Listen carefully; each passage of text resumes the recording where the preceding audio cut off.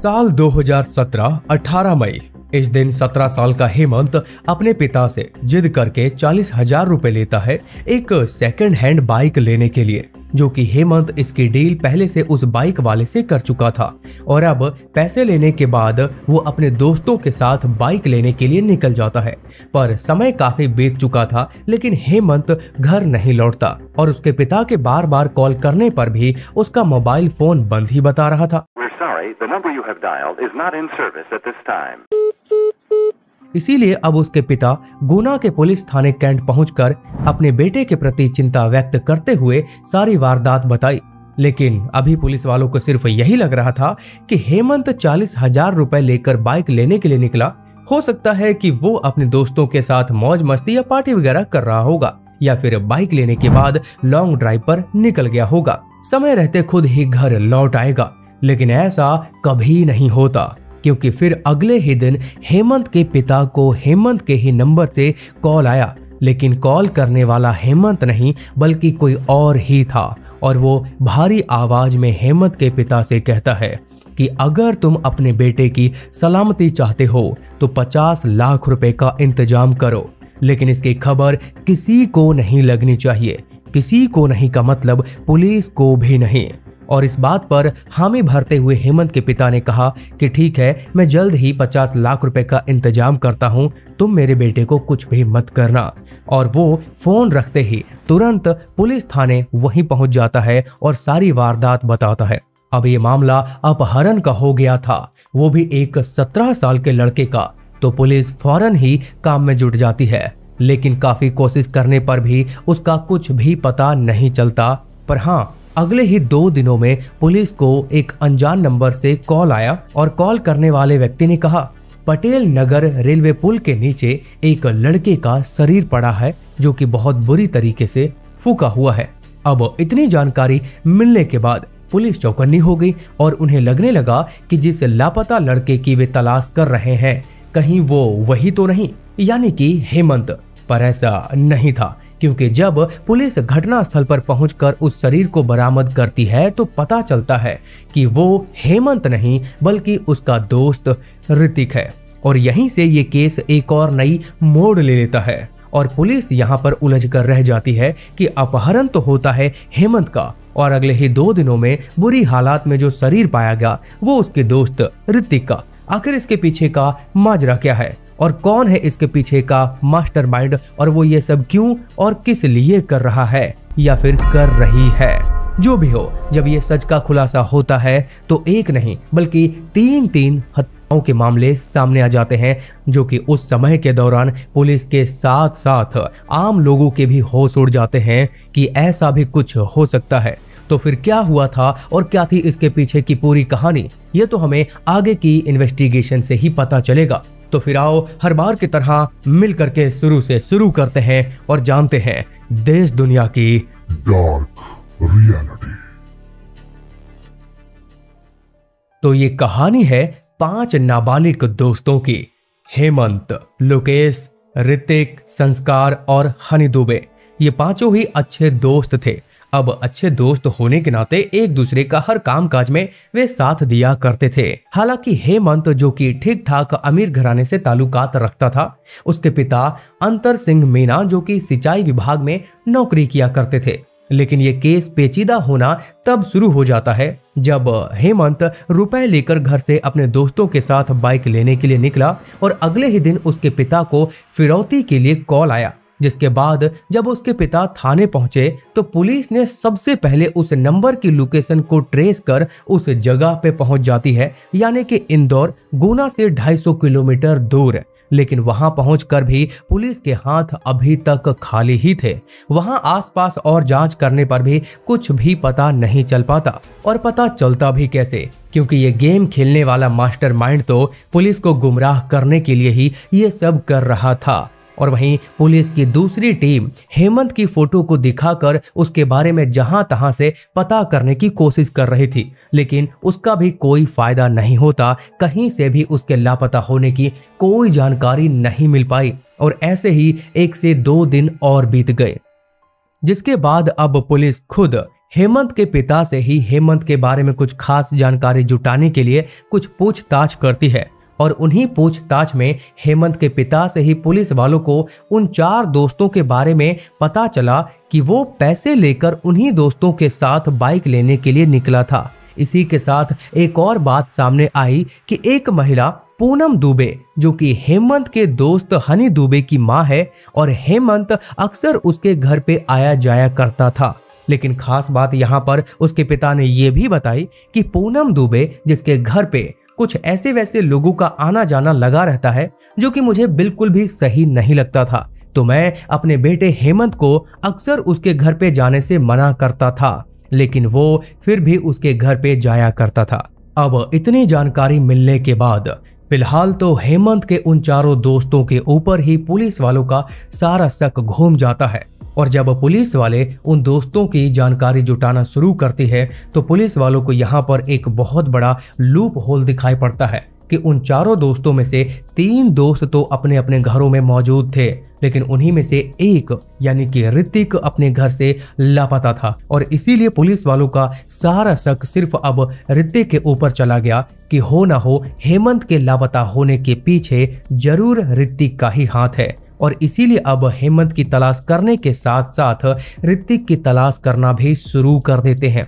पर यहाँ पर भी पुलिस को मुंह की खानी पड़ी, क्योंकि जैसा कि मैंने आपको शुरू में ही इसके बारे में बताया ही था कि इसी तलाश के दौरान खुद ऋतिक का फुका हुआ शरीर उस रेलवे पुल के नीचे से बरामद हुआ था। इतना ही नहीं, उसके गले और हाथ में एक तेजधार हथियार से वार भी किया गया था। और यहीं पर पुलिस वालों को एक बहुत बड़ी लीड भी मिल जाती है, क्योंकि ऋतिक के पर्स से पाटनीपुरा इंदौर का बस टिकट मिला और हेमंत के मोबाइल से जो आखिरी बार फिरौती के लिए उसके पिता को कॉल किया गया था, उसकी आखिरी लोकेशन भी वहीं की पता चली थी। इससे पुलिस वालों को इतना तो समझ में आ गया था कि हो ना हो इसमें उन दोस्तों का ही हाथ होगा। जिसके बाद उसके दोस्तों को थाने बुला करके पूछताछ की जाती है, जिसमें लोकेश, हनी दुबे और संस्कार थे, और ये तीनों ही नाबालिग थे, तो उनके ऊपर दबाव बनाकर पूछताछ नहीं किया जा सकता था और ना ही उनके खिलाफ अभी ठोस सबूत थे,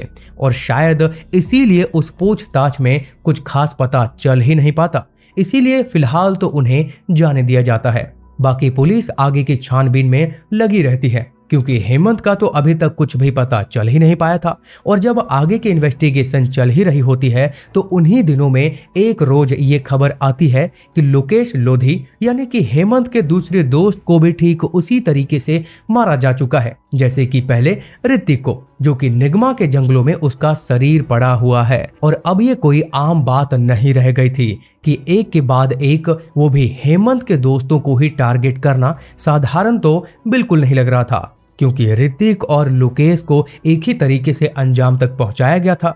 तो इससे ये भी साबित हो रहा था कि इस घटना को अंजाम देने वाला एक ही शख्स है। और ऐसा भी हो सकता था कि जिन जिन दोस्तों को हेमंत के लापता होने के पीछे की जानकारी है, उन्हीं दोस्तों को टारगेट किया जा रहा है, क्योंकि जब वे पुलिस के हाथ लगेंगे तो दबाव बनाने पर वो मुंह खोल सकते थे। फिर क्या था, पुलिस यहाँ पर बिना समय गवाए अब पूनम दुबे के ऊपर ही सारा संदेह जताते हुए और छानबीन में कुछ ऐसे सबूत जुटाए जो कि पूनम दुबे की तरफ ही इशारा कर रहे थे। और सबसे बड़ी बात यहाँ पर यह थी कि जब पूनम दुबे को पूछताछ के लिए पकड़ के थाने लाया गया तो उसके फेवर में ही जाने माने लोगों का कॉल आने लगा, जिससे पुलिस वालों का शक और भी पूनम दुबे के ऊपर गहराता चला गया। इसीलिए अब पूनम के साथ साथ उसके बेटे हनी और उसका दोस्त संस्कार, जो कि हेमंत का भी दोस्त था, और उससे अब पुलिस अपने तरीके से पूछताछ करना शुरू करती है। तो यहीं पर एक बहुत ही अजीब कहानी बाहर आती है। जानकारी के मुताबिक पूनम दुबे शुरू से ही एक लालची किस्म की महिला थी। उसे पैसा, शानो शौकत चाहिए था, अब चाहे उसके लिए उसे कुछ भी क्यों ना करना पड़े, जिसके चलते धीरे धीरे वो गलत रास्ता अपनाती चली गई। उसके घर पे काफी जाने माने ऐसे लोग आने जाने लगे जिससे उनका अवैध संबंध था। पर यहाँ तक तो सब कुछ ठीक था, लेकिन समस्या तब होना शुरू हुई जब पूनम के बेटे हनी दुबे की दोस्ती हेमंत से हुई और वो उसके घर पे आने जाने लगा। और जब पूनम को पता चला कि हेमंत के पिता सिंचाई विभाग में नौकरी करते हैं और वे काफी पैसे वाले हैं, तो पूनम ने हेमंत को अपने उसी जाल में फंसाना शुरू किया और जब पूनम का बेटा हनी दुबे घर पर नहीं होता था तब हेमंत उसके घर पे जाता और वैसे संबंध हनी की मां यानी कि पूनम दुबे से बनाया करता। इतना ही नहीं, पूनम ने हेमंत से एक बार उसके घर से ज्वेलर के साथ काफी पैसे भी मंगवा लिए थे और हेमंत की मां के झुमके भी उसने ज्वेलर राकेश सोनी के पास 25,000 रुपए में गिरवी रखवा दिया था और उसके बीच वैसे ही संबंध बनते रहे। पर ऐसी बातें छिपाए कहाँ ही छिप पाती हैं और ये अवैध रिश्ते वाली बात का पता हेमंत के दोस्त यानी कि पूनम दुबे के बेटे हनी दुबे को पता चल गई और तब से ही हनी दुबे हेमंत से बहुत ही ज्यादा नफरत करने लगा और हेमंत को अंजाम तक पहुंचाने के लिए मौके की तलाश में जुट गया। और वो मौका उसे तब मिला जब हेमंत अपनी बाइक लेने के लिए हनी दुबे के साथ पैसे लेकर घर से निकला और वहीं पीछे से हनी ने अपने बाकी दोस्तों को मोटरसाइकिल लेने की पार्टी के नाम पर निगमा के जंगलों में बुलाया और खुद भी हेमंत के साथ अपनी स्कूटी लेकर पहुंच गया। फिर वहां पे बियर पार्टी शुरू होती है। हालांकि उस समय संस्कार वहां पर मौजूद नहीं था और हाँ, अभी तक 40,000 रुपए हेमंत के पास में ही थे। तो उन्हीं पैसों का लालच देकर हनी ने अपने प्लान में ऋतिक और लुकेश को भी शामिल कर लिया था। फिर मौका देखते ही हनी दुबे पास में पड़ी एक बियर की बोतल को उठा करके हेमंत के सर पे जोर से दे मारता है, जिससे हेमंत के सर पे चोट लगने के साथ साथ वो बोतल भी फूट जाती है। अब बोतल फूटने के बाद वो एक शार्प हथियार बन गया, जिसका इस्तेमाल करते हुए हनी दुबे ने बिना देरी किए हेमंत के गले और हाथ पे वार कर दिया और हेमंत बेचारा वहीं जमीन पे गिर के छटपटाने लग जाता है। फिर क्या था, हनी दुबे हेमंत के पास से वो 40,000 रुपए निकाल करके आपस में वो तीनों दोस्त यानी कि हनी दुबे, ऋतिक और लुकेश आपस में बाटा बाटी करने लग जाते हैं, जिसमें हनी दुबे खुद 40,000 रुपए में से आधे से ज्यादा पैसे रख लेता है और बाकी के बचे हुए पैसे ऋतिक और लुकेश में बांट देता है। और हेमंत के पास जो 2 मोबाइल थे वो दोनों ही मोबाइल को हनी दुबे अपने पास रख लेता है स्विच ऑफ करके। अब इतनी देर में उधर हेमंत की सांसें तो थम ही चुकी थी, तो पेट्रोल की मदद से उसका क्रियाक्रम उसी जंगल में कर डालते हैं। अब ऐसा करने के पीछे की वजह ये थी कि अगर उसका बाय चांस शरीर मिल भी जाता है तो पहचान ना की जा सके और ऐसा करके वो अपने अपने घर में वापस लौट जाते हैं। अब घर पहुंचने के बाद हनी दुबे अपनी मां को सारी कहानी बताता है। फिर मां ने इस अपराध को छुपाने के लिए ही और अपने बेटे को बचाने के लिए आगे की कहानी लिखती है, जिसमें सबसे पहले ऋतिक से पूनम दुबे ने कहा कि तुम इंदौर जाकर हेमंत के मोबाइल से ही हेमंत के पिता को कॉल करके 50 लाख रुपए की मांग करो। और पूरी प्लानिंग समझने के बाद पैसों के लालच में आ करके ही ऋतिक ने ठीक वैसा ही किया। पर सवाल ये भी था कि फिर ऋतिक को किसने मारा और क्यों? तो इस पर पूनम दुबे ने जवाब दिया कि जब पुलिस की छानबीन में ऋतिक लापता था, यानी कि वो तो इंदौर गया हुआ था, तो इसीलिए अब सारा शक पुलिस वालों का ऋतिक के ऊपर चल गया। तो इसीलिए अब पूनम दुबे को डर था कि अगर वो पकड़ा जाएगा तो पुलिस के दबाव में आकर के वो सारी सच्चाई बता ही देगा। इसीलिए जब ऋतिक इंदौर से जैसे ही वापस लौटा तो मैंने ही अपने बेटे हनी दुबे से उसके साथ पार्टी करने के बहाने उस पुल के नीचे भेजा था।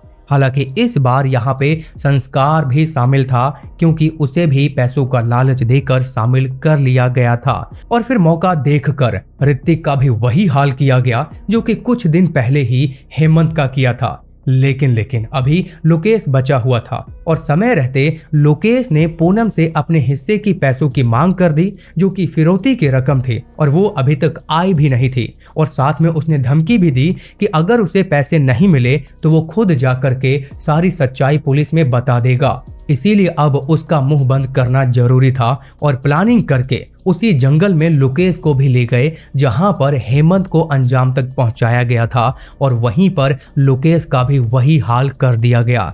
लेकिन चौंकाने वाली एक और बात पूनम ने बताई कि अगर वो अभी समय रहते नहीं पकड़े जाते तो संस्कार का भी वे हमेशा के लिए मुंह बंद कर देते, क्योंकि संस्कार भी पूरी कहानी जान चुका था। खैर अब उनकी निशानदेही पर हेमंत के शरीर को भी बरामद कर लिया गया था और फिर सारे सबूत और गवाह के आधार पर एक मां और एक नाबालिग बेटे को उम्र कैद की पहली बार सजा सुनाई गई। क्योंकि निर्भया केस के बाद कानून में काफी बदलाव किए गए कि जुर्म करने वाला भले नाबालिग हो, लेकिन ये पहले देखा जाएगा कि उसने किस मानसिकता से, किस तरह से और कितना संगीन अपराध किया है और उसी के आधार पे उसे सजा दी जाएगी। पर क्या आपने यहाँ पर ध्यान दिया कि इस केस में जैसे को तैसा मिलता चला गया।